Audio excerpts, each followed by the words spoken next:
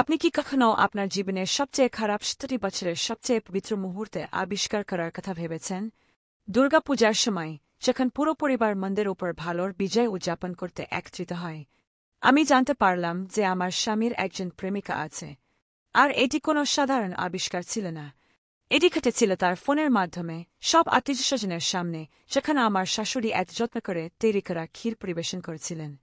সেই মুহূর্তে আমি যা করেছিলাম তা কেবল আমার জীবন নয়, পুরো পরিবারের জীবনকে বদলে দিয়েছিল। এটি অতিচা, বিশ্বাসঘাতকতা এবং আমার মতো একজন বাঙালি নারীর কাছ থেকে অপ্রত্যাশিত একটি সিদ্ধান্তের গল্প। আমার নাম প্রিয়া, এবং ২-৮ বছর বয়সে আমি সবসময় বিশ্বাস করতাম যে আমি একজন বাঙালি নারীর স্বপ্নপূরণের জীবন কাটাচ্ছি। অর্জুন, আমার স্বামী, সমাজে একজন সম্মানিত প্রকৌশলী হিসাবে একটি স্বনামধন্য কোম্পানিতে কাজ করত। একটি সুন্দর বাড়ি ছিল আমাদের, একটি পারিবারিক পরিবেশে, যেখানে ধূপ আর জুয়াই ফুলের সুবাসে আমাদের সকালগুলো ভরে উঠত। এবং সবচেয়ে বড় কথা, পরিবারের সম্মান। আমার মা সবসময় বলতেন, এটিই একজন নারীর সবচেয়ে বড় সম্পদ। আপনি যদি এখনই ভাবছেন এই গল্প কোথায় গিয়ে শেষ হবে, ভিডিওটি লাইক করুন এবং চ্যানেলটি সাবস্ক্রাইব করুন, কারণ এমন গল্পগুলো বলা প্রয়োজন যাতে অন্য নারীরা আমার মতো পরিস্থিতিতে না পড়ে। সেটা ছিল 2023 সালের অক্টোবর মাস, আর দুর্গাপূজা এগিয়ে আসছিল।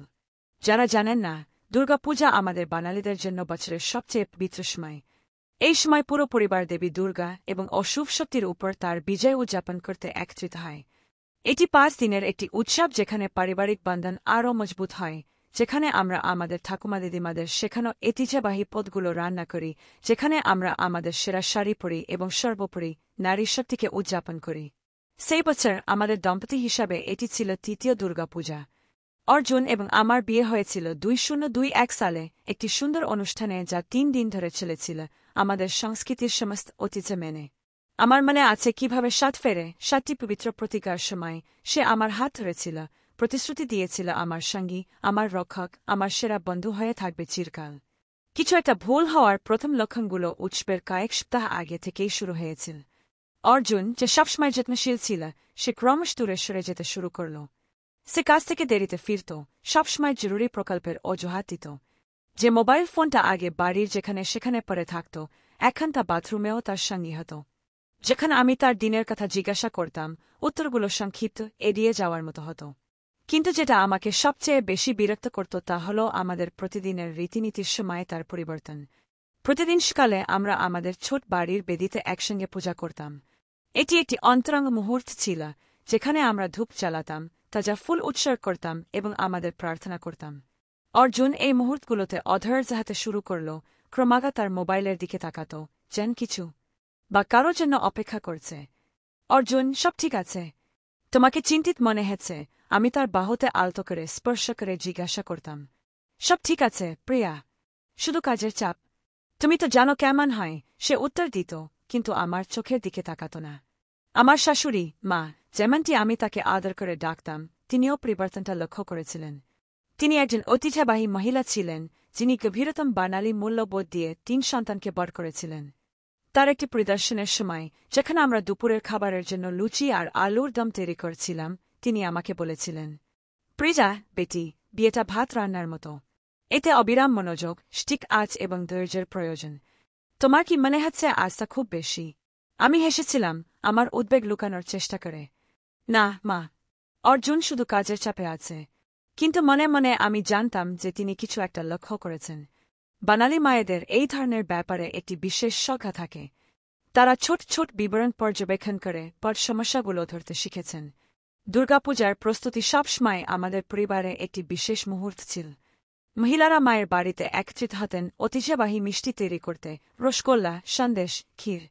পুরুষরা বেদির সাজ্জা এবং উদযাপনের আয়োজন দেখাশোনা করত। এটি এমন একটি সময় ছিল যেখানে সবাই অবদান রাখত, যেখানে ভেদাভেদগুলো একপাশে রেখে দেওয়া হতো, যেখানে পারিবারিক ভালোবাসা বিরাজ করত। সেই বছর অর্জুন সমস্ত প্রস্তুতি থেকে অদ্ভুতভাবে অনুপস্থিত ছিল। যখন সে বাড়ি ফিরত আর আমাকে গাঁদা ফুল দিয়ে সাজাতে বা আমার ঠাকুমার শেখানো রেসিপি পরীক্ষা করতে দেখত, সে তেমন কোনো মন্তব্যই করত না। আগে সে সবসময় প্রথমে সবকিছু চেখে দেখত, আমার রান্নার প্রশংসা করত, আমাকে সবচেয়ে সুন্দর ফুলগুলো বেছে নিতে সাহায্য করত। অর্জুন, তুমি পায়েসটা চেখে দেখবে না? তোমার যেমন পছন্দ তেমনি হয়েছে। আমি এক বিকেলে বলেছিলাম, দুধমিষ্টির 1 চামচ তার দিকে বাড়িয়ে দিয়েছিলাম, যা তৈরি করতে আমার ঘণ্টার পর ঘণ্টা লেগেছিল। পরে প্রিয়া, আমার মিটিংয়ে দেরি হচ্ছে, সে উত্তর দিল, আমার দিকে না তাকিয়ে গাড়ির চাবি নিয়ে। এই মুহূর্তেই আমার পেটে একটা ঠান্ডা অনুভূতি শুরু হয়েছিল।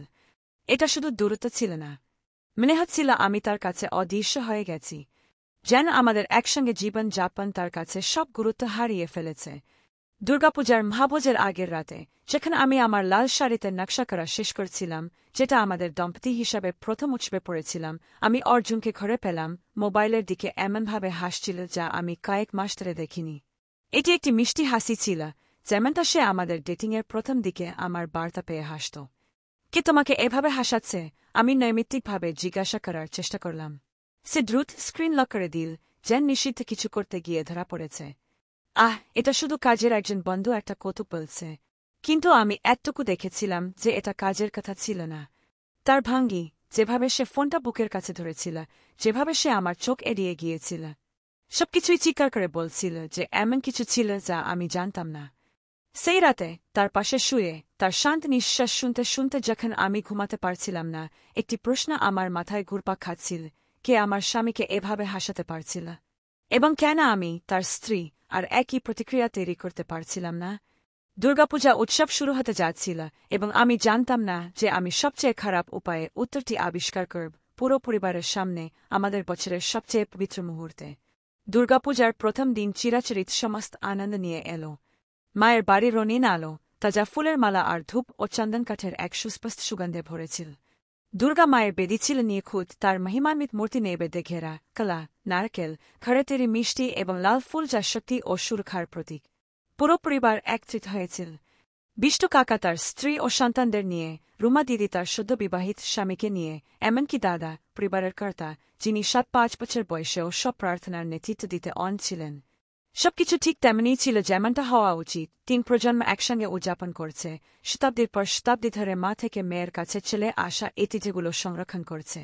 আমি আমার সোনালি পাড়ের লাল শাড়ি পরেছিলাম, সেই শাড়িটা যা অর্জুন আমাদের দম্পতি হিসাবে প্রথম দুর্গা পূজার সময় আমাকে দিয়েছিল। সারাদিন ধরে নিজেকে সাজিয়েছিলাম, কপালে টিকলি, বিবাহিত নারীর প্রতীক লাল চুড়ি, আর সিঁদুর, চুলের সিথিতে লাল গুঁড়ো যা সবাইকে দেখায় যে আমি একজন নিবেদিত স্ত্রী। কিন্তু যখন আমি ঘর থেকে বের হলাম অর্জুনের চোখে গর্ব দেখার আশায়, তখন তাকে দেখলাম মোবাইলে ডুবে আছে, দ্রুত টাইপ করছে। অর্জুন, আমাদের দেরি হচ্ছে। মা নিশ্চয়ই আমাদের জন্য অপেক্ষা করছেন। আমার দোপাট্টা ঠিক করতে করতে বললাম, আর 1 মিনিট প্রিয়া। কাজ থেকে এসেছে, সে বিড়বিড় করল, এমনকি চোখও তুলল না। কাজ? দুর্গাপূজার দিনে? এমনকি সবচেয়ে কড়া কোম্পানিগুলো এই উৎসবকে সম্মান করে। কিছু একটা ঠিক ছিল না। মায়ের বাড়ির পথে অর্জুন নির্বে গাড়ি চালাচ্ছিল, ফোনটা কোলে রাখা, অবিরাম ভাইব্রেট করছিল। প্রতিটি নোটিফিকেশনে আমি দেখতাম তার মুখে 1 সেকেন্ডের জন্য আলো ফুটে উঠত, তারপর আবার নিরপেক্ষ অভিব্যক্তি ফিরে আসত যখন সে বুঝতে পারত আমি তাকে লক্ষ্য করছি। উৎসবের দিনে অনেক মেসেজ আসছে দেখছি, আমি হালকা সুরে মন্তব্য করার চেষ্টা করলাম। কিছু কাজ বাকি রেখেছিলাম। তুমি তো জানো কেমন হয়, সে উত্তর দিল, কিন্তু অজুহাতটা ক্রমশ আরও ফাঁপা শোনাচ্ছিল। আমরা মায়ের বাড়িতে পৌঁছলাম এবং সবসময়কার মতো পরিবারের উষ্ণ আলিঙ্গনে অভ্যর্থনা পেলাম। মা আমাকে একপাশে টেনে নিয়ে কানে ফিসফিস করে বললেন, প্রিয়া, তোমাকে খুব সুন্দর লাগছে।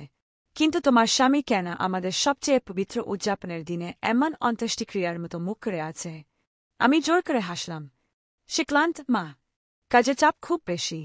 কিন্তু তিনি সেই জ্ঞানী চোখ নিয়ে আমার দিকে তাকালেন যা কেবল সবচেয়ে অভিজ্ঞ বাঙালি মায়েদেরই থাকে, এবং আমি জানতাম যে তিনি আমার অজুহাতটা বিশ্বাস করেনি। অনুষ্ঠান শুরু হল দাদার আরতি পরিচালনার মাধ্যমে। আমরা সবাই বেদির চারপাশে অবস্থান নিলাম, ঐতিহ্যবাহী ভজন গান গাইছিলাম, দেবী দুর্গার পবিত্র শক্তি আমাদের রক্ষা করছে অনুভব করছিলাম। এটি ছিল গভীর আধ্যাত্মিক সংযোগের একটি মুহূর্ত, যেখানে পার্থিব সমস্যাগুলো ভুলে যাওয়া উচিত ছিল। কিন্তু অর্জুন শারীরিকভাবে সেখানে ছিল, কিন্তু তার মন ছিল অন্য কোথাও।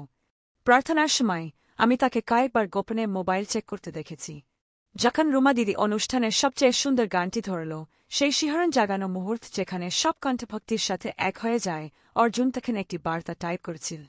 অর্জুন, আমি ফিসফিস করে বললাম, ডিসক্রিটেমেন্ট খোঁচা দিয়ে। সে দ্রুত ফোনটা সরিয়ে ফেলল, যেন দুষ্টুমি করতে গিয়ে ধরা পড়া একটি শিশু, এবং প্রার্থনা অনুসরণ করার চেষ্টা করল। কিন্তু 5 মিনিট পর সে আবার ফোন হাতে ছিল। আমাদের পাশে থাকা বিষ্টু কাকা আমাকে অসন্তুষ্ট দৃষ্টিতে তাকালেন। বাঙালি সংস্কৃতিতে প্রার্থনার সময় অসম্মান করাকে খুব গুরুতর বলে মনে করা হয়। লজ্জা আমার মুখ লাল হয়ে উঠল। ধর্মীয় অনুষ্ঠানের পর উদযাপনের সামাজিক অংশ শুরু হল। নারীরা ভোজের প্রস্তুতি শেষ করতে রান্নাঘরে একত্রিত হল, আর পুরুষরা মূল ঘরে ব্যবসা ও রাজনীতি নিয়ে কথা বলছিল। এটা ছিল সবসময়কার পারিবারিক গতিশীলতা, স্বস্তিদায়ক এবং অনুমানযোগ্য। আমি মাকে রসগোল্লা পরিবেশনে সাহায্য করছিলাম যখন তিনি আমাকে রান্নাঘরের এক কোণে টেনে নিয়ে গেলেন। প্রিয়া, বেটি, অর্জুনের কিছু একটা হয়েছে। একজন মাতার সন্তানদের চেনে, আর এটা তার স্বাভাবিক আচরণ নয়। আমার গলায় একটা ডেলা পাকিয়ে উঠল। মা, এটা শুধু কাজের চাপ। উৎসবের পর সব স্বাভাবিক হয়ে যাবে। কাজ একজন পুরুষকে দুর্গা পূজাকে উপেক্ষা করতে শেখায় না, বেটা।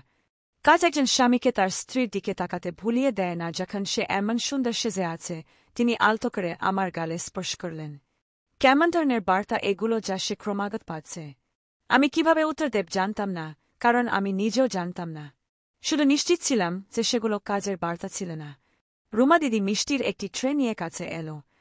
প্রিয়া দিদি, তোমার স্বামী আজ অন্যরকম। এমনকি আমার অমিত মন্তব্য করেছে যে সে কিছু নিয়ে চিন্তিত মনে হচ্ছে। তোমরা সবাই বাড়াবাড়ি করছ, আমি মিথ্যা বললাম, কিন্তু আমার কণ্ঠস্বর একটু কাঁপছিল। প্রিয়া, মা বললেন, আমার হাত ধরে, আমাদের পরিবারে আমরা সবসময় সবকিছু নিয়ে কথা বলি। যদি কিছু ভুল হয় তবে তোমাকে এই বোঝা একা বহন করতে হবে না। সেই মুহূর্তে আমার খুব ইচ্ছা হল ভেঙে পড়ে সব পরিবর্তনের কথা বলার যা আমি লক্ষ্য করেছিলাম। দেরিতে ফেরা, মোবাইল সবসময় তার সাথে লেগে থাকা, আমাদের অন্তরঙ্গ মুহূর্তগুলোতে শীতলতা, যেভাবে সে যেন দ্বৈত জীবন কাটাচ্ছিল। কিন্তু কিছু আমাকে আটকে রাখছিল। হয়তো সেটা ছিল গর্ব, হয়তো আমার সন্দেহগুলো নিশ্চিত হওয়ার ভয়। সব ঠিক আছে, মা। কথা দিচ্ছি, আমি আমার সেরা হাসি জোর করে বললাম। দুপুরের খাবারের সময় সবাই ঐতিহ্যবাহী নিচু টেবিলের চারপাশে রঙিন দিদিতে মেঝেতে বসে একত্রিত হল। খাবারের পদগুলো কেন্দ্রে সাজানো ছিল। ধোয়া ওঠা বাসমতি চালের ভাত, হলুদ ও জিরে দিয়ে মশলাদার হলুদ ডাল, ভাজা সবজি, গ্রিলের ইলিশ মাছ, মায়ের বিশেষত্ব এবং বিভিন্ন ধরনের মিষ্টি যা আমরা একসঙ্গে তৈরি করেছিলাম। ঠিক এভাবেই আমি সবসময় কল্পনা করতাম যে সবকিছু থাকবে, পরিবার একত্রিত, ঐতিহ্য সম্মানিত, ভালোবাসা যত্নের তৈরি খাবারের মাধ্যমে প্রবাহিত। কিন্তু যখন সবাই উৎসবের পরের দিনের প্রস্তুতি নিয়ে প্রাণবন্তভাবে কথা বলছিল, অর্জুন নির্বে খাচ্ছিল, স্পষ্টি মুহূর্ত থেকে বিচ্ছিন্ন। অর্জুন, বেটা, দাদা বললেন, তুমি আজ খুব চুপচাপ। কিছু নিয়ে চিন্তিত? অর্জুন মাথা তুলল, যেন সে স্বপ্ন থেকে জেগে উঠেছে। না দাদা, সব ঠিক আছে। শুধু কাজ, তুমি তো জানো। কাজ কাজ কাজ, বিষ্টু কাকা হেসে উঠলেন। ছেলে, তুমি বানালি। ব্যক্তিগত জীবন আর পেশাগত জীবনের ভারসাম্য শিখলে না। তোমার স্ত্রীর দিকে তাকাও, আজ সে কত সুন্দর সেজে আছে। অফিসের কথা ভাবা বন্ধ করো। সবাই হেসে উঠল, কিন্তু আমি লক্ষ্য করলাম অর্জুন স্বাভাবিকভাবে হাসতে পারল না। আর যখন বিষ্টু কাকা আমি কত সুন্দর সেজেছি তা উল্লেখ করলেন, সে আমার দিকে একবারও তাকাল না। তখনই তার মোবাইল আবার ভাইব্রেট করল। এবার ভাইব্রেশনটা ভিন্ন ছিল, দীর্ঘ, যেন একটা কাল। অর্জুন দ্রুত স্ক্রিনের দিকে তাকাল এবং সেই দিনের মধ্যে প্রথমবারের মতো আমি তার মুখে সত্যিকারের আতঙ্কের অভিব্যক্তি দেখলাম।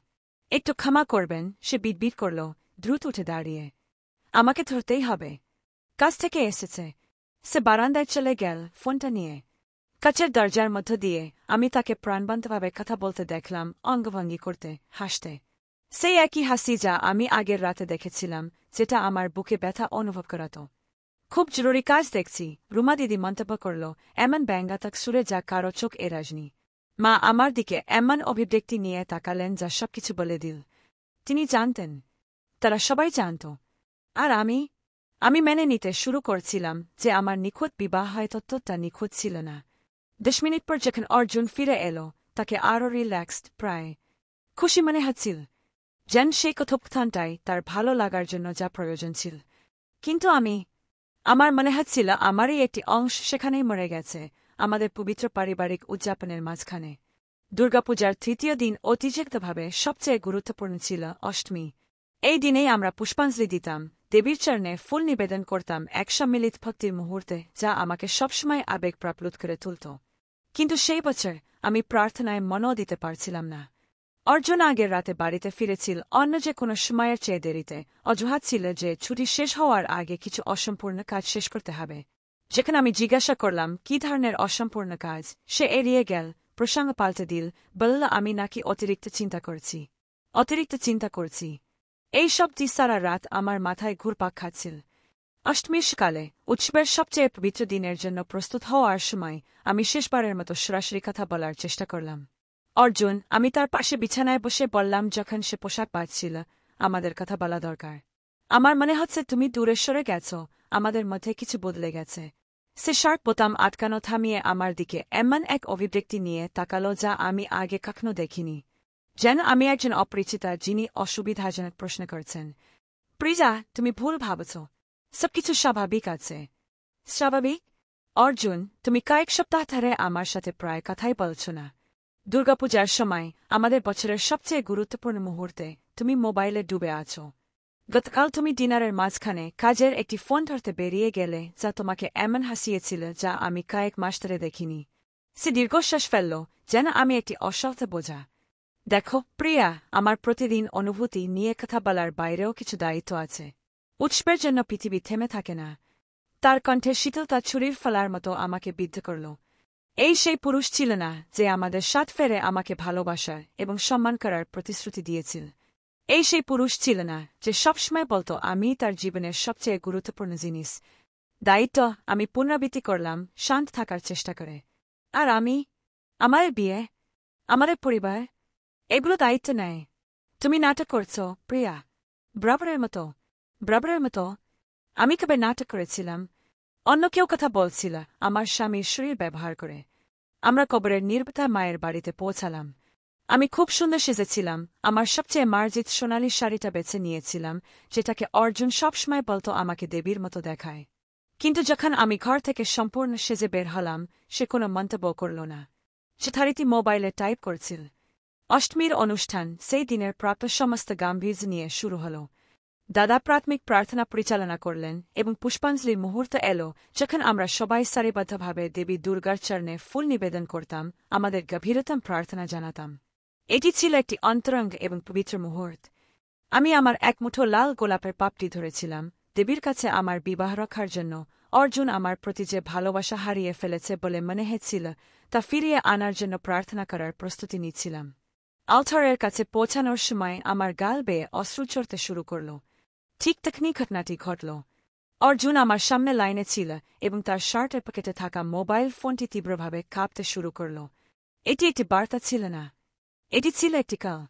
এবং কম্পন এতটাই তীব্র ছিল যে ফোনটি পকেট থেকে পিছলে যেতে শুরু করল। স্বাভাবিকভাবে আমি হাত বাড়ালাম যাতে যন্ত্রটি মেঝেতে না পড়ে যায়। পবিত্র অনুষ্ঠানের সময় ফোন ফেলে দেওয়াটা এক ভয়ঙ্কর অসম্মানজনক কাজ হতো। আমি ফোনটা আমার হাতে নিলাম এবং 1 সেকেন্ডের জন্য স্ক্রিনটা আলোকিত হয়ে উঠল। আর মনে হলো পৃথিবী থেমে গেছে। স্ক্রিনে আমি এমন একজন মহিলার ছবি দেখলাম যাকে আমি চিনতাম না। সে সুন্দরী তরুণী, ক্যামেরার দিকে অন্তরঙ্গভাবে হাসছিল। আর ছবির উপরে নামটি, আমার ভালোবাসা। আমার হৃদস্পন্দন থেমে গেল। আক্ষরিক অর্থেই আমার মনে হলো পেটে যেন ঘুষি মেরেছে। আমার হাত কাঁপতে শুরু করল যে আমি প্রায় সত্যি ফোনটা ফেলে দিচ্ছিলাম। আমার ভালোবাসা, এটা একজন ব্যক্তির নাম ছিল না। এভাবেই তাকে আমার স্বামীর ফোনে সংরক্ষণ করা হয়েছিল। একটি লাল হিজ দিরে আমাদের সবচেয়ে পবিত্র উৎসবের সময়। অর্জুন বুঝতে পারল যে আমি দেখে ফেলেছি এবং এমন রুক্ষভাবে আমার হাত থেকে ফোনটা ছিনিয়ে নিল যা সে আমার সাথে আগে কখনো দেখায়নি। ওটা দাও, সে ফিসফিস করল, কিন্তু তার কণ্ঠে আতঙ্ক ছিল। আমি তার দিকে তাকালাম এবং সেই মুহূর্তে সবকিছু মিলে গেল। দেরিতে ফেরা, মোবাইল সবসময় তার সাথে লেগে থাকা, শীতলতা, গোপন হাসি, আমাদের অন্তরঙ্গ মুহূর্তগুলোতে অধৈর্যতা। যেভাবে সে সেদিন সকালে আমার সাথে আচরণ করেছিল যেন আমি একটা বোঝা। তার একজন প্রেমিকা ছিল। সেখানেই দুর্গাপূজার অনুষ্ঠানের মাঝখানে আমাদের পুরো পরিবারের দ্বারা পরিবেষ্টিত হয়ে হাতে ফুল ধরে যখন আমার মুখে ভক্তির অশ্রু তখনও শুকাচ্ছিল, আমি কেবল আবিষ্কার করলাম যে আমার স্বামী আমাকে প্রতারণা করছে। প্রিয়া, সে ফিসফিস করল আমার মুখের অভিব্যক্তি দেখে। এটা তুমি যা ভাবছ তা নয়। কিন্তু আমি ঠিক সেটাই ভাবছিলাম। এবং পরের কয়েক সেকেন্ডের জন্য, যা অনন্তকাল মনে হয়েছিল, আমরা দুজনেই সেখানে দাঁড়িয়ে রইলাম, সে ফোনটা বুকের কাছে লুকিয়ে, আমি হাতে কাপা ফুল নিয়ে। দুজনেই জেনেছিলাম যে আমাদের জীবন চিত্রে বদলে গেছে। রুমা দিদি, যে আমার পেছনে লাইনে ছিল, সে বুঝতে পারল যে কিছু একটা ঘটছে। প্রিয়া দিদি, সব ঠিক আছে? তোমাকে ফ্যাকাশে দেখাচ্ছে। আমি কথা বলতে পারছিলাম না, ডাচটাও করতে পারছিলাম না। যেন আমার শরীর বাস্তবতা থেকে বিচ্ছিন্ন হয়ে গেছে। অর্জুন দ্রুত তার অর্ঘ্য নিবেদন করল এবং দ্রুত লাইন থেকে বেরিয়ে গেল, সম্ভবত সেই কালটি ধরতে যা এই সমস্ত পরিস্থিতির কারণ হয়েছিল। আমি সেখানে দাঁড়িয়ে রইলাম দেবী দুর্গার সামনে, হাতে একগুচ্ছ শুকনো ফুল নিয়ে। মনে হচ্ছিল আমার পুরো জীবন কয়েক সেকেন্ডের মধ্যে ভেঙে পড়েছে। যখন আমি অবশেষে নারাজটা করতে পারলাম, আমি বেদির কাছে গেলাম এবং দেবীর চরণে ফুলগুলো রাখলাম। কিন্তু আমার বিবাহ রক্ষার জন্য প্রার্থনা করার পরিবর্তে, যেমনটা আমি পরিকল্পনা করেছিলাম, আমি একটি ভিন্ন প্রার্থনা করলাম। দুর্গা মা, সত্য উদ্ঘাটনের জন্য আমাকে শক্তি দাও। আর যখন আমি সবকিছু জানতে পারব, তখন যা করা প্রয়োজন তা করার সাহস দাও। অনুষ্ঠান শেষ হলে সবাই প্রধান কক্ষে চলে গেল, যেখানে উৎসবের মধ্যাহ্নভোজ শুরু হবে। কিন্তু আমি নাড়তে পারছিলাম না। আমি সেখানেই দাঁড়িয়ে রইলাম, বেদির সামনে যা ঘটেছিল তা প্রক্রিয়া করার চেষ্টা করছিলাম। মা কাছে এসে আলতো করে আমার কাঁধে হাত রাখলেন। প্রিয়া, বেটা, তুমি ঠিক আছো? মনে হচ্ছে তুমি ভূত দেখেছ। আমি তার দিকে তাকালাম এবং আমার দৃষ্টিতে কিছু একটা নিশ্চয়ই সবকিছু প্রকাশ করে দিয়েছিল, কারণ তার অভিব্যক্তি তৎক্ষণাৎ বদলে গেল। যেন তিনি আমার আত্মাকে পড়তে পারছিলেন। কি হয়েছে? তিনি জিজ্ঞাসা করলেন, তার কণ্ঠে মাতে সুলভ উদ্বেগ। এক মুহূর্তের জন্য আমি সেখানেই সব বলার কথা ভাবলাম। মায়ের কোলে ভেঙে পড়ে তাকে সবকিছু সামলাতে দেওয়া, যেমন বানালি মায়েরা করে যখন তাদের সন্তানরা কষ্ট পায়। কিন্তু কিছু আমাকে আটকে দিল। হয়তো গর্ব, হয়তো অর্জুন সম্পর্কে পুরো পরিবারের যে ছবি ছিল তা নষ্ট করার আগে পুরোপুরি নিশ্চিত হওয়ার প্রয়োজন। আমি শুধু অনুষ্ঠান নিয়ে আবেগাপ্লুত। আমি মিথ্যা বললাম। আপনি তো জানেন দুর্গাপূজার সময় আমি কেমন হয়ে যাই। তিনি কিছুক্ষণ আমাকে পর্যবেক্ষণ করলেন, স্পষ্টই বিশ্বাস করেননি, কিন্তু আমার ব্যক্তিগত স্থানকে সম্মান করলেন। যদি কথা বলার প্রয়োজন হয়, আমি এখানে আছি, বেটা। একজন মা সবসময় জানে কখন কিছু ভুল হচ্ছে। যখন আমরা ডাইনিং রুমে পৌঁছালাম, অর্জুন ইতিমধ্যেই সেখানে ছিল, পরিবারের অন্য পুরুষদের সাথে স্বাভাবিকভাবে কথা বলছিল, যেন কিছুই ঘটেনি। যেন সে আমাদের সবচেয়ে পবিত্র অনুষ্ঠানের সময় তার প্রেমিকার সাথে কথা বলতে গিয়ে ধরা পড়েনি। আমি আমার স্বাভাবিক জায়গায় বসলাম, তার পাশে, কিন্তু এখন আমাদের মাঝে যেন একটি অতল গাহবর ছিল। যতবার সে কথা বলছিল, যতবার সে অন্যদের ঠাট্টায় হাসছিল, যতবার সে নিখোঁজ জামাই হওয়ার ভান করছিল, আমি ঘৃণা আর অবিশ্বাস মিশে এক অনুভূতি অনুভব করছিলাম। সে কিভাবে এটা করতে পারত? কিভাবে সে সেখানে বসে থাকতে পারত, তার শাশুড়ির ভালোবাসা দিয়ে তৈরি খাবার খেতে পারত, তুচ্ছ বিষয় নিয়ে কথা বলতে পারত, একজন নিবেদিত স্বামী হওয়ার ভান করতে পারত, যখন অন্য প্রান্তে একজন মহিলা তার জন্য অপেক্ষা করছিল। এবং সবচেয়ে খারাপ, এটা কতদিন ধরে চলছিল? কয়েক সপ্তাহ, কয়েক মাস। তখন থেকে আমাদের বৈবাহিক জীবনটা একটা মিথ্যা ছিল। অন্য সবার জন্য মধ্যাহ্নভোজ স্বাভাবিকভাবে চলতে থাকল, কিন্তু আমার জন্য এটা এমন ছিল যেন আমি একটি নাটক দেখছিলাম যার আমি আর অংশ ছিলাম না। আমি সেখানে ছিলাম, শারীরিকভাবে উপস্থিত, কিন্তু আমার মন একটি নতুন বাস্তবতাকে প্রক্রিয়া করছিল। আমি একজন প্রতারিত স্ত্রী, এবং আমি মাত্র আমাদের পারিবারিক বছরের সবচেয়ে পবিত্র মুহূর্তে এটি আবিষ্কার করেছি। যখন মিষ্টান খাওয়ার সময় অর্জুনের মোবাইল আবার ভাইব্রেট করল, এবং আমি দেখলাম তার চোখগুলো আলতো করে উজ্জ্বল হয়ে উঠল তার ফোন বন্ধ করার আগে, পরিবারকে বিরক্ত না করার জন্য। আমি জানতাম যে আমি আর বেশিদিন কিছু না জানার ভান করতে পারব না। সত্যতা সেখানেই ছিল, আমাদের মাঝে একটি আহাত হৃদয়ের মতো স্পন্দিত হয়েছিল। এবং আমি এটি নিয়ে কি করব তা আমাকে সিদ্ধান্ত নিতে হবে, তার আগে যেন এটি আমাকে ভিতর থেকে মেরে না ফেলে। সেই অষ্টমীর বাকিটা এক যন্ত্রণাদায়ক ধৈর্যের মতো কেটে গেল। আমি কথোপকথনে অংশ নিচ্ছিলাম, প্রয়োজনে হাসছিলাম, মায়ের খাবারের প্রশংসা করছিলাম, কিন্তু ভিতরে ভিতরে মনে হচ্ছিল আমি যেন আমার নিজের জীবন বাইরে থেকে দেখছি, একজন অপরিচিতা যেন একটি সুখী পরিবারের অভিনয় দেখছে। অর্জুন স্বাভাবিক আচরণ করে যাচ্ছিল, কিন্তু এখন আমি সেই সমস্ত লক্ষণগুলো দেখতে পাচ্ছিলাম যা আমি আগে উপেক্ষা করেছিলাম। সে কিভাবে গোপনে মোবাইল চেক করত যখন ভাবত কেউ দেখছে না। নির্দিষ্ট বার্তা পড়ার সময় তার মুখের কোণে যে ছোট্ট হাসিটা ফুটে উঠত। পারিবারিক কথাবার্তা যখন বেশি দীর্ঘ হতো তখন তার প্রায় অলক্ষ অধৈর্যতা। বাড়িতে ফেরার পথে গাড়ির নিরাপত্তাবধির গাড়ি ছিল। আমি জানালা দিয়ে বাইরে তাকিয়েছিলাম, শহরের চারপাশে ছিড়িয়ে থাকা অন্যান্য দুর্গাপূজা মণ্ডপের রঙিন আলো দেখছিলাম, প্রতিটি যেন পরিবারগুলোর মিলন, ইতিথ, ভক্তি উদযাপন করেছে। আর আমি সেখানেই ছিলাম, সেই মানুষটার পাশে বসে, যে আমাকে চিরকাল ভালোবাসার প্রতিশ্রুতি দিয়েছিল, অথচ আমি জানতাম সে অন্য একজনকে ভালোবাসছে। তুমি খুব চুপচাপ, সে মন্তব্য করল, যখন আমরা একটি সিগন্যালে থামলাম। আমি তার দিকে তাকালাম। আমি আজকের দিনটা প্রসেস করছি। দিনটা ভালো ছিল, তাই না? মা উদযাপন নিয়ে খুশি ছিলেন। সে যেভাবে দিনটা নিয়ে স্বাভাবিকভাবে কথা বলছিল, যেন সে আমাদের পবিত্র অনুষ্ঠানের সময় তার প্রেমিকার সাথে কথা বলতে গিয়ে ধরা পড়েনি, তা আমাকে বমি বমি ভাব এনে দিল। হ্যাঁ, আমি শুকনোভাবে উত্তর দিলাম। আমরা বাড়িতে পৌঁছে আমাদের প্রতিদিনের রাতের রুটিন অনুসরণ করলাম, কিন্তু সবকিছু বদলে গিয়েছিল। অর্জুন স্নান করল, পায়জামা পরল, মোবাইল ফোন নিয়ে বিছানায় শুয়ে পড়ল, যেমনটা সে সবসময় করত। কিন্তু এখন আমি ঠিক জানতাম সে কি করছিল যখন মুখে সেই হাসিটা নিয়ে টাইপ করছিল। আমি বাথরুমে গেলাম এবং বছরের মধ্যে প্রথমবারের মতো স্নানের সময় কাটলাম। গরম জলের ধারায় আমার অশ্রু লুকাতে দিলাম যখন আমি বিশ্বাসঘাতকতার পুরো ভার আমার ওপর নেমে আসতে অনুভব করছিলাম। একজন বাঙালি নারী হিসেবে আমাকে বিশ্বাস করতে শেখানো হয়েছিল যে বিবাহ পবিত্র, যে স্ত্রীর ভক্তি যে কোনো বাধা অতিক্রম করতে পারে। কিন্তু যখন স্বামী নিজেই এই পবিত্রতা ভঙ্গ করে তখন কি করা? যখন আমি বাথরুম থেকে বের হলাম, অর্জুন ঘুমাচ্ছিল বা ঘুমানোর ভান করছিল। তার বেডসাইড টেবলে মোবাইল ফোন চার্জ হচ্ছিল, আমার বিছানার দিকে নাই। সেখানেই ছিল তার সমস্ত বিশ্বাসঘাতকতার প্রমাণ, মাত্র 1 মিটার দূরে। আমি সারা রাত জেগেছিলাম, সেই যন্ত্রটির দিকে তাকিয়ে, সেটা হাতে নিয়ে সমস্ত সত্য আবিষ্কার করার প্রলোভনের বিরুদ্ধে লড়াই করেছিলাম। কিন্তু আমার ভেতরের একটি অংশ তখনও ভয় পাচ্ছিল। আমি যা ইতিমধ্যেই জানতাম তা নিশ্চিত করার ভয়। আমার জীবনটা কতটা মিথ্যা ছিল তা দেখার ভয়।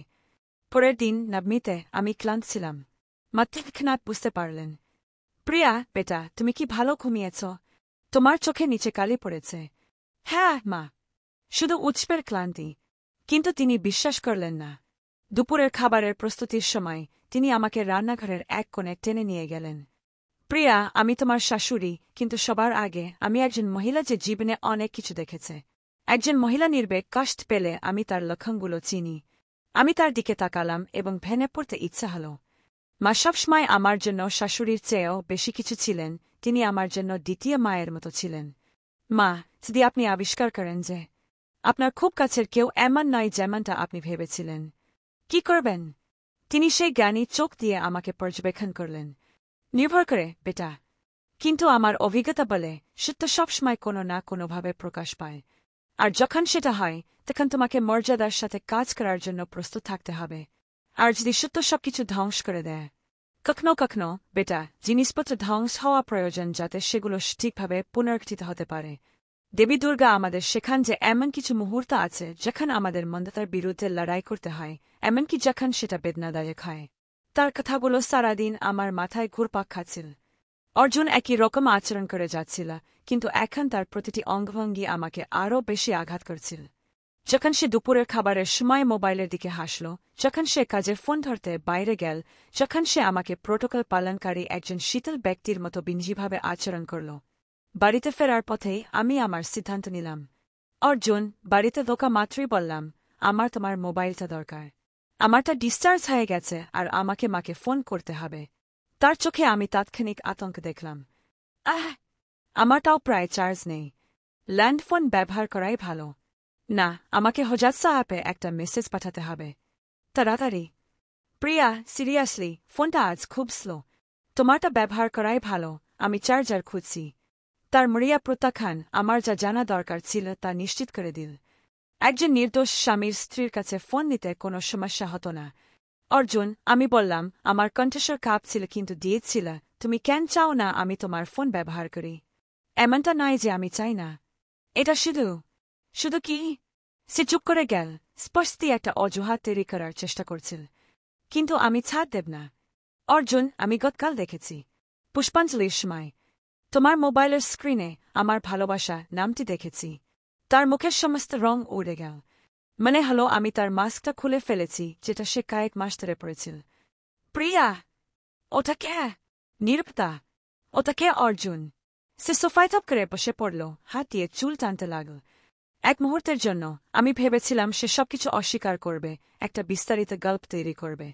কিন্তু তারপর সে আমার দিকে এমন এক অভিব্যক্তি নিয়ে তাকাল যা আমি আগে কখনো দেখিনি, অপরাধবোধ আর স্বস্তি মিশে একাকার।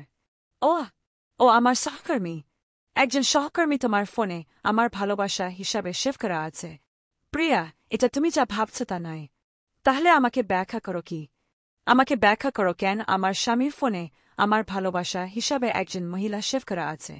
আমাকে ব্যাখ্যা করো কেন তুমি মোবাইলের দিকে এমনভাবে হাসো যা তুমি কয়েক মাস ধরে আমার দিকে হাসো না। আমাকে ব্যাখ্যা করো কেন তুমি আমাদের সবচেয়ে পবিত্র উৎসবের সময় তার ফোন কল ধরো।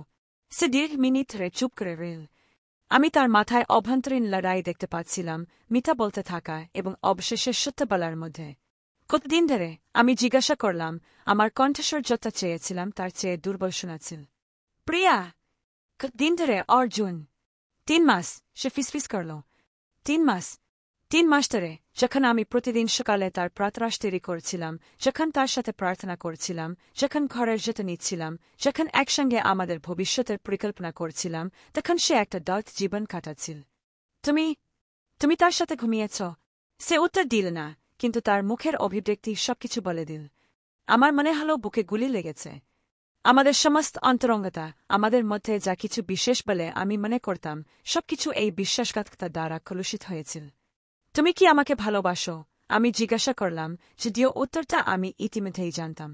সে আমার দিকে তাকালো এমন এক অভিব্যক্তি নিয়ে যা প্রায় ক্রোনামাস ছিল। প্রিয়া, তুমি একজন ভালো স্ত্রী। তুমি সবসময় একজন ভালো স্ত্রী ছিলে। এটা আমার প্রশ্নের উত্তর দেয় না। আমি তার প্রেমে পড়ে গেছি, প্রিয়া। এটা এমন কিছু ছিল না যা আমি পরিকল্পনা করেছিলাম। এটা কেবল খাটে গেছে। এবং সেখানেই ছিল। যে সত্যকে আমি কয়েক সপ্তাহ ধরে ভয় পাচ্ছিলাম তা অবশেষে আমাদের মধ্যে একটি খোলা আঘাতের মতো উন্মোচিত হল। আমার স্বামী অন্য একজন মহিলার প্রেমে পড়েছিল। 3 মাস ধরে, যখন আমি একটি সুখী বিবাহের মায়ায় বাস করছিলাম, তখন সে আমার ছাড়া অন্য কারোর সাথে একটি নতুন আবেগপূর্ণ জীবন তৈরি করছিল। আর আমি জিজ্ঞাসা করলাম, কথাগুলো ফিসফিসের মতো বের হচ্ছিল। আমি তোমার কাছে এখন কি? সে আমার চোখের দিকে তাকাতে পারল না। তুমি আমার স্ত্রী। তুমি সবসময় আমার স্ত্রী থাকবে। কিন্তু তুমি আমাকে ভালোবাসো না। নীরবতা। উত্তর দাও, অর্জুন। তুমি কি আমাকে এখনো ভালোবাসো? আমি তোমাকে খুব সম্মান করি, প্রিয়া। তুমি একজন অসাধারণ নারী, একজন নিবেদিত স্ত্রী। কিন্তু তুমি আমাকে ভালোবাসো না। সে ধীরে ধীরে মাথা নাড়ল, এবং এই অঙ্গভঙ্গির সাথে আমাদের বিবাহ আনুষ্ঠানিকভাবে শেষ হয়ে গেল। আমি সোফা থেকে উঠে দাঁড়ালাম, পাগুলো কাঁপছিল। 3 বছরের বিবাহ, 6 বছরের সম্পর্ক, আমাদের একসঙ্গে গড়ে তোলা সমস্ত স্বপ্ন, সন্তানদের নিয়ে, একসঙ্গে বুড়ো হওয়া নিয়ে, আমাদের পরিবারের ঐতিহ্যকে সম্মান করা নিয়ে আলোচনা। সবকিছুই আমাদের বসার ঘরের এই ধ্বংসাত্মক কথোপকথনে নেমে এসেছিল। তুমি কি করতে চাও? সে জিজ্ঞাসা করল, এবং তার কণ্ঠে প্রায় একরকম আশা ছিল, যেন তার একটি অংশ চাইছিল আমি সিদ্ধান্তটা নিজ হাতে তাকে নিতে না হয়। আমি তার দিকে তাকালাম, সত্যিই তাকালাম, এবং একজন অপরিচিতকে দেখলাম। যে মানুষটা আমাকে চিরকাল ভালোবাসার এবং সম্মান করার প্রতিশ্রুতি দিয়েছিল, সে এমন একজন হয়ে গেছে যাকে আমি চিনতাম না। এমন কেউ যে প্রতিদিন মিথ্যা বলতে পারে, আমাদের সবচেয়ে অন্তরঙ্গ মুহূর্তগুলোতে ভান করতে পারে, শুধু আমাকে নয়, আমাদের পুরো পরিবারকে, আমাদের সবচেয়ে পবিত্র উৎসবের সময়ও বিশ্বাসঘাতকতা করতে পারে। আমি চাই তুমি এই বাড়ি থেকে বেরিয়ে যাও, আমি বললাম, আমার নিজের কণ্ঠস্বরের দ্বিত্বায় আমি নিজেও অবাক হলাম। প্রিয়া! বেরিয়ে যাও। এখনই বেরিয়ে যাও, আমি এমন কিছু করার আগে যার জন্য আমরা অনুতপ্ত হব। সে ধীরে ধীরে উঠে দাঁড়াল, যেন বিশ্বাস করতে পারছিল না যে এটা ঠিক হচ্ছে। আমি কোথায় যাব? তার কাছে, আমি উত্তর দিলাম। আমার ভালোবাসার কাছে যাও। আমি নিশ্চিত সে তোমাকে দুহাত ভরে স্বাগত জানাবে। এবং এভাবেই, দুর্গাপূজার চতুর্থ দিনে, আমি আমার স্বামীকে বাড়ি থেকে এবং আমার জীবন থেকে তাড়িয়ে দিলাম। অর্জুন চলে যাওয়ার পর, আমি আমাদের বসার ঘরের মেঝেতে বসেছিলাম এবং এমনভাবে কেঁদেছিলাম যেমনটা জীবনে আগে কখনো কাঁদিনি। এটা শুধু বিশ্বাসঘাতকতার কাষ্ট ছিল না, এটা ছিল এক রাতেই আমি যা কিছু হারিয়েছিলাম তার জন্য শোক। আমার বিবাহ, আমার সরলতা, ভালোবাসার প্রতি আমার বিশ্বাস, আমার নিজের জীবন সম্পর্কে আমার যে ধারণা ছিল। কিন্তু অদ্ভুতভাবে, কষ্টের সাথে সাথে এমন কিছু ছিল যা আমি অনুভব করার আশা করিনি, স্বস্তি। কয়েক সপ্তাহ ধরে এমন অনুভূতি নিয়ে বাঁচার পর যে কিছু ভুল ছিল, অবশেষে আমি সেটা জানতাম। আর ভান করার দরকার ছিল না যে সবকিছু ঠিক আছে, নিজের সজ্ঞাকে আর সন্দেহ করার দরকার ছিল না। পরের দিন, বিজয়া দশমী, দুর্গাপূজার শেষ দিন, আমি মায়ের বাড়িতে যেতে পারিনি। অর্জুনের অনুপস্থিতি কিভাবে ব্যাখ্যা করব? যখন আমাদের জীবন সম্পূর্ণভাবে ভেঙে পড়েছে, তখন কিভাবে ভান করব যে সবকিছু স্বাভাবিক আছে? কিন্তু মা আমার কাছে এলেন। সকাল 8টায় আমার বাড়ির দরজায় তাকে পেলাম, হাতে ঘরে তৈরি প্রাতরাশের টিফিন বক্স এবং সেই মাতৃসুলভ দৃষ্টি যা যেকোনো মানুষের আত্মাকে পড়তে পারে। অর্জুন কোথায়? ঘরে ঢোকা মাত্রই তার প্রথম প্রশ্ন ছিল। আমি একটা অজুহাত তৈরি করার চেষ্টা করলাম, তার হঠাৎ কাজের জন্য বাইরে যেতে হয়েছে, কিন্তু তার অভিব্যক্তি দেখে আমার গলায় কথা আটকে গেল। প্রিয়া, বেটা, তোমার মাকে বলো কি হয়েছে। এবং তারপর আমি ভেঙে পড়লাম। সবকিছু বললাম, সন্দেহগুলো, পুষ্পাঞ্জলির সময় আবিষ্কারটা, মুখোমুখি হওয়াটা, তার স্বীকারোক্তি, সবকিছু। আমি এত কাঁদলাম যে আমার হেঁচকি উঠছিল, যখন মা আমাকে তার বুকে ধরে রেখেছিলেন যেন আমি একটি আঘাতপ্রাপ্ত শিশু। আমার ছেলে তোমার সাথে এমন করেছে, সে ফিসফিস করে বলছিল, আমার চেয়ে নিজের কাছেই বেশি। আমার নিজের ছেলে দুর্গাপূজার সময় আমাদের পরিবারকে অসম্মান করেছে। সবচেয়ে বেশি যা আমাকে প্রভাবিত করেছিল তা হল তার প্রতিক্রিয়া। আমি আশা করেছিলাম যে সে অর্জুনকে রক্ষা করার চেষ্টা করবে, বা আমাকে ক্ষমা করতে বলবে, অথবা পরিবারকে একসাথে রাখার কথা বলবে। কিন্তু সে এর কিছুই করল না। প্রিয়া, সে তার দুহাতে আমার মুখ ধরে বলল, তুমি ঠিক কাজ করেছ। যে নারী নিজেকে সম্মান করে না, সে কারো কাছ থেকে সম্মান আশা করতে পারে না। কিন্তু মা আর এতিজা আর পরিবার সবাই কথা বলবে। বেটা, এতিজা মানে বিবাহের নামে যা খুশি মেনে নেওয়া নেয়। অতীত হল নিজেকে এবং সেই মূল্যবোধগুলোকে সম্মান করা যা সত্যিই গুরুত্বপূর্ণ। দেবী দুর্গা শান্তি বজায় রাখার জন্য মন্দকে ধ্বংস করেনি, তিনি লড়াই করেছিলেন কারণ সেটাই করার দরকার ছিল। পরের দিনগুলোতে খবরটা পরিবারের মধ্যে ছিটিয়ে পড়ল। প্রতিক্রিয়া মিশ্র ছিল, যেমনটা আমি আশা করেছিলাম। কিছু আত্মীয় আমাকে অর্জুনকে একটি সুযোগ দিতে রাজি করানোর চেষ্টা করল, অন্যরা ফিসফিস করে বলছিল যে আজকাল বিয়ে আর আগের মতো নেই, এবং খুব কম সংখ্যক, বিশেষ করে ছোট নারীরা, আমাকে সম্পূর্ণ সমর্থন করল। এক সপ্তাহ পর বিষ্টু কাকা আমার সাথে দেখা করতে এলেন। প্রিয়া, বেটা, অর্জুন আমার কাছে ছেলের মতো। সে একটি ভয়ঙ্কর ভুল করেছে, কিন্তু কাকা, আমি বাধা দিলাম, 3 মাসের পর কি আর সম্পর্ক ভুল নয়। এটা একটা পছন্দ। সে আমাকে বাদ দিয়ে অন্য একজন মহিলাকে বেছে নিয়েছে, প্রতিদিন 3 মাস ধরে। রুমা দিদি আমার সবচেয়ে বড় সমর্থকদের একজন ছিল। দিদি, যদি আমার স্বামী এমন করত, আমি তোমার চেয়ে খারাপ কিছু করতাম। তুমি তো বরং ভদ্রতা দেখিয়েছ। কিন্তু যে কথোপকথনটি সবচেয়ে বেশি ছাপ ফেলেছিল তা ছিল দাদার সাথে, পরিবারের কর্তা। বিচ্ছেদের দুঃসম দিনে তিনি আমার সাথে দেখা করতে এলেন। প্রিয়া, তিনি অর্জুনের ব্যবহৃত চেয়ারে বসে বললেন, 75 বছরের জীবনে আমি শিখেছি যে এমন কিছু মুহূর্ত থাকে যেখানে আমাদের বেছে নিতে হয়, মানুষ আমাদের কাছ থেকে কি আশা করে আর কি করা ঠিক বলে আমরা জানি তার মধ্যে। দাদা, আমি পরিবারকে অসম্মান করেছি। না বেটা, পরিবারকে অসম্মান করেছে আমার নাতি। তুমি কেবল এই অসম্মানের সঙ্গী হতে অস্বীকার করেছ। তিনি তখন তার নিজের মায়ের কথা বললেন, যিনি 1960 এর দশকে একই রকম পরিস্থিতির মুখোমুখি হয়েছিলেন। তাকে একটি কঠিন সিদ্ধান্ত নিতে হয়েছিল। আর জানো কেন আমাদের পরিবার আজও সম্মানিত? কারণ তিনি শিখিয়েছিলেন যে মর্যাদা নিয়ে কোনো আপস হয় না। অর্জুন কয়েকবার ফিরে আসার চেষ্টা করেছিল। ব্যাখ্যা করার সুযোগ চেয়ে মেসেজ পাঠাত, এক রাতে বাড়িতে এসে কাঁদতে কাঁদতে বলত যে সে একটি ভয়ঙ্কর ভুল করেছে। কিন্তু আমি ইতিমধ্যেই আমার সিদ্ধান্ত নিয়ে ফেলেছিলাম। অর্জুন, শেষবার যখন আমরা কথা বললাম তখন বললাম, তুমি ভুল করনি। তুমি একটি পছন্দ করেছ। 3 মাস ধরে তুমি আমাকে বাদ দিয়ে তাকে বেছে নিয়েছ। এখন আমি তোমাকে বাদ দিয়ে নিজেকে বেছে নিচ্ছি। বিবাহবিচ্ছেদের প্রক্রিয়া সহজ ছিল না। বাঙালি সমাজে বিবাহবিচ্ছেদ এখনও একটি কলঙ্ক বহন করে, বিশেষ করে নারীদের জন্য। খারাপ মন্তব্য ছিল, বিচারকের মতো দৃষ্টি ছিল, যখন আমি জনসমুখে যেতাম তখন ফিসফিসানি হতো। কিছু লোক আমার সাথে এমন আচরণ করত যেন আমি সংক্রামক, যেন একজন অবিশ্বাসী স্বামীকে ছেড়ে দেওয়াটা অন্য নারীদের মধ্যে ছড়িয়ে পড়তে পারে। কিন্তু অপ্রত্যাশিত সমর্থনও ছিল। আমার বয়সের নারীরা, এমনকি কিছু বয়স্ক নারীও, ব্যক্তিগতভাবে আমার কাছে এসে তাদের নিজস্ব গল্প বলত। যেন একই রকম পরিস্থিতিতে বাস করছিল, কিন্তু কাজ করার সাহস ছিল না। খোঁজজন থাকতে পছন্দ করেছিল এবং প্রতিদিন অনুতপ্ত হয়েছিল। প্রিয়া, আমার একজন প্রতিবেশী যাকে আমি প্রায় চিনতাম না, সে আমাকে বলল, তুমি যা করেছ তা আমি 20 বছর আগে করার সাহস পাইনি। আমার স্বামীরও পরকীয়া ছিল, কিন্তু আমি পরিবারের জন্য থেকে গিয়েছিলাম।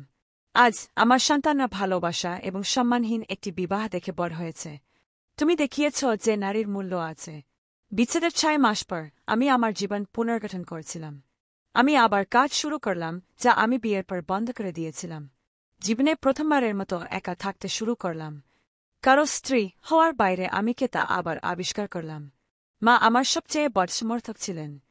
প্রিয়া, একদিন তিনি আমাকে বললেন, যখন আমরা পরের দুর্গাপূজার জন্য মিষ্টি তৈরি করছিলাম, যখন আমি তরুণী ছিলাম, তখন আমাকে শেখানো হয়েছিল যে একজন নারীর সবচেয়ে বড় সাফল্য হল স্বামীকে খুশি রাখা। আজ তোমাকে দেখে আমি বুঝি যে সবচেয়ে বড় সাফল্য হল নিজেকে পূর্ণ রাখা। আমি মিথ্যা বলব না, একাকিত্বের মুহূর্ত ছিল, সন্দেহের মুহূর্ত ছিল, এমন রাত ছিল যখন আমি নিজেকে প্রশ্ন করতাম আমি কি ঠিক কাজ করেছি। বিবাহবিচ্ছেদ পরের দুর্গাপূজার সময় চূড়ান্ত হয়েছিল, আবিষ্কারের ঠিক 1 বছর পর। এটা একটা প্রতীকের মতো ছিল, যে সময়টা আমার জানা জীবনের শেষ চিহ্নিত করেছিল, এখন সেটাই একটি নতুন যাত্রার সূচনা চিহ্নিত করল। গত বিজয়া দশমীতে, যখন আমি বিসর্জনে, যখন দেবী দুর্গার প্রতিমা নদীতে নিয়ে যাওয়া হয় অংশ নিচ্ছিলাম, তখন আমার জীবনে ঘটে যাওয়া সবকিছু নিয়ে গভীরভাবে চিন্তা করলাম।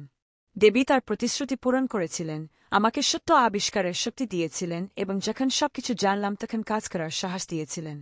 আজ 2 বছর পর আমি বলতে পারি যে এটাই ছিল আমার জীবনের সবচেয়ে কঠিন এবং সবচেয়ে সঠিক সিদ্ধান্ত।